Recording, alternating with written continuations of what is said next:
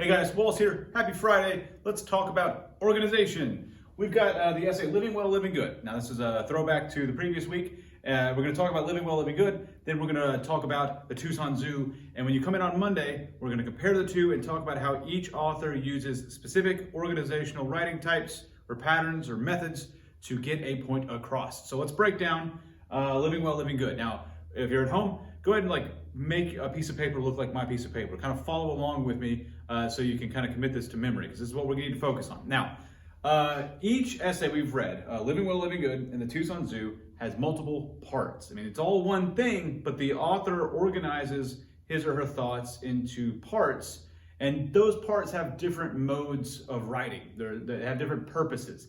And because those different parts have different purposes, they're written in different ways. Let's talk about that. So, part one of Living Well, Living Good is the purpose of that is to tell a story. And because the author wants to tell a story, the author is going to use a narrative or sequential writing type. The author is going to use words like first, then, after, and just tell a story. We all recognize the language that authors use when they tell us stories. They put stuff in chronological order, sequence. Now, the details of part one are about Aunt T and the old couple, her employers. Now, in the story, we learn that the employers have lost their joy. They don't have happiness, but Aunt T throws parties for her and her friends, and they have joy and happiness. The old couple knocks on the door and says, "Hey, can we watch?" And Aunt T feels sorry for them.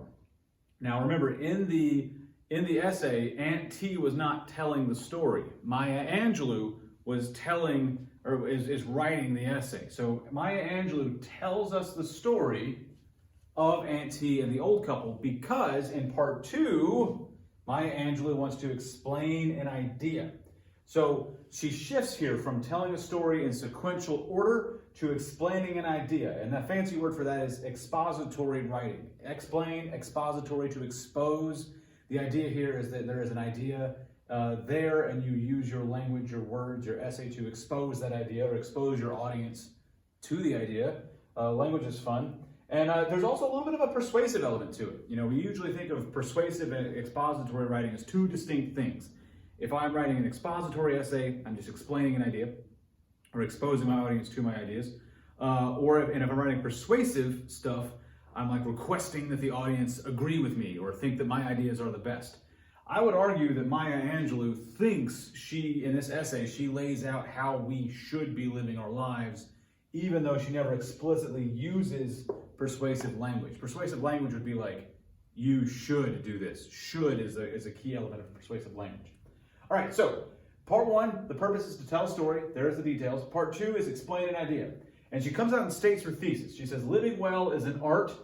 And she's basically saying that anyone can do it and then she lists several things, too many for me to fit on this board. But make sure you understand or you remember some of the things that she says we should do if we want to live life as art. There's be willing to forgive, be willing to give other people who disagree with you a chance to be friends. Realize that what you think may happen might not actually happen, and we can create new scenarios. I think the language she used was we are creative. So make sure you've got a chart that looks kind of like this, where you can look at a glance kind of the structure and breakdown of Living Well, Living Good. And now let's do one for the Tucson Zoo. Okay, we're back, and this time we're going to talk about the Tucson Zoo by Lewis Thomas. Now, this was another example of a personal essay. It's not really a memoir like Living Well, Living Good was. Living Well, Living Good was a memoir because it told a story about a specific time in the author's life. And it kind of also turned into a personal essay. She had a point she wanted to get across. This one also tells a story and is about a point that the author wants to get across, but it's more of a traditional personal essay. It's more in the essay format, but it's still divided up into different modes of writing. So let's get into that. Lewis Thomas had a goal. He had an idea that he wanted to express, and to do that, he divided his essay into 4 parts. Part one, the purpose of part one was to explain. And in part one, he explains to us what reductionism is. And he does that to kind of set up where he's going to go with the rest of the essay. So for him, or the way he explains reductionism, it's that I can't understand a subject matter, anything I'm looking at. We'll say a giraffe. I can't understand what a giraffe is until I have microscopically analyzed everything about a giraffe, from from I was about to say beak to hoof. Giraffes don't have beaks. Do they have snouts? You know what I mean. I can't say that I understand giraffes until I know what's inside their DNA, all that kind of stuff. And we talked about in class how it'd be like you're missing the forest for the trees. Reductionism requires people to be very detail oriented and meticulous in their knowledge of things. And he explains that, or he describes that, because he talks about how people worry that science is too much about reducing things to their parts. And he tells us a story about that. So the second part of his essay is a storytelling thing. Remember, the language here is chronological, sequential order. So he tells us a story about how he had some free time while he was in Tucson, and he went to the zoo and he saw beavers and otters in their zoo habitats playing. And he instantly was like, these are awesome. And he talks about how he doesn't want to know anything more about beavers and otters. He's not a reductionist in the sense that he wants to know how they work, how they're put together and all that stuff. But he becomes a reductionist again when he starts thinking about himself and others. And so he learns a lesson about himself from seeing the beavers and otters, which takes us to part 3, where he begins to explain again. And so he explains that when he sees these beavers and otters at play, that serves as a releaser for him. He starts talking in very scientific-y jargon language here. He says in ethology, which is the study of behavior. He learns that he is coded for certain behaviors. In this case, he is coded to think that beavers and otters are awesome. In class, we talked about why we like certain things versus others. And I gave the example of how when I was growing up, my parents listened to wildly different music than I currently like most. I mean, I like all that stuff. Like my dad listened to Simon and Garfunkel, and my mom listened to 80s pop and rock stuff. We're talking like Bon Jovi, Peter Gabriel, that kind of stuff. Not the stuff. I'm a huge Metallica fan, and I remember the first time I ever heard a Metallica song. I was mowing my yard, and I had my headphones on, and the song comes on the FM radio I had attached to my belt. And I was just like, what is this? I've never heard anything. And I stopped the mower, I set the yard, and I was like, this is what I like. But I'd never heard something like that before. So what I learned about myself that day was that I am somehow coded to like chugga chugga scream scream music. That's how it is.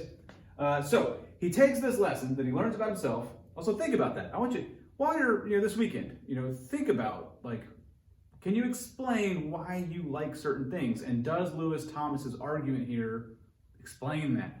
Or is there something else to it? I don't know. I'd be interested to know what you think. Okay, so the last thing he does is he tries to persuade us. So part 1 is explain. Part 2 is tell a story. He saw beavers and otters. Part 3 is explain again. He learns that he is coded for certain behaviors. Part 4, he's going to try to persuade us. And this is where he starts talking about ants. And I've read this in the past, and I like this essay so much that I don't see its faults, but the ant conversation is a little odd. And so if you don't quite catch what he's getting at with the ants, that's okay. So here's the point he makes. We can say he makes this point. He says that we are coded for altruism and usefulness. And to set this up, he talks about how in the natural world, scientists say stay away from ants because ants have no individuality. They don't think for themselves, and we think of human beings as individual creatures, selfish. Selfishness is the way to survive in nature. Lewis Thomas is arguing that human beings actually, and this is a line in his essay, he says that if we are just left to ourselves, we hanker for friends. So his argument is that we are coded, just like we are coded for certain behaviors, like I am coded to enjoy Metallica. People are also coded for altruism and usefulness. Remember, altruism is self-sacrificing behavior for the benefit of others, according to the essay. And usefulness is what he says is kind of the strongest test for fitness for survival.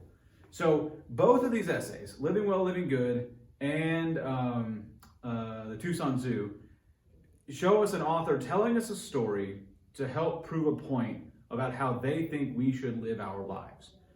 Come into school, come into Monday with that in your heads. We'll do some review about 2 of these things. We'll put them together, and then yeah. So if this weekend, if you haven't already, just go through, do the handouts for each thing. They're on GoFormative, so you can get feedback there. If you do the handouts on GoFormative, I can give you feedback there. Otherwise, you can take snapshots of the handouts and turn them in. Make sure you know the vocabulary words for each passage.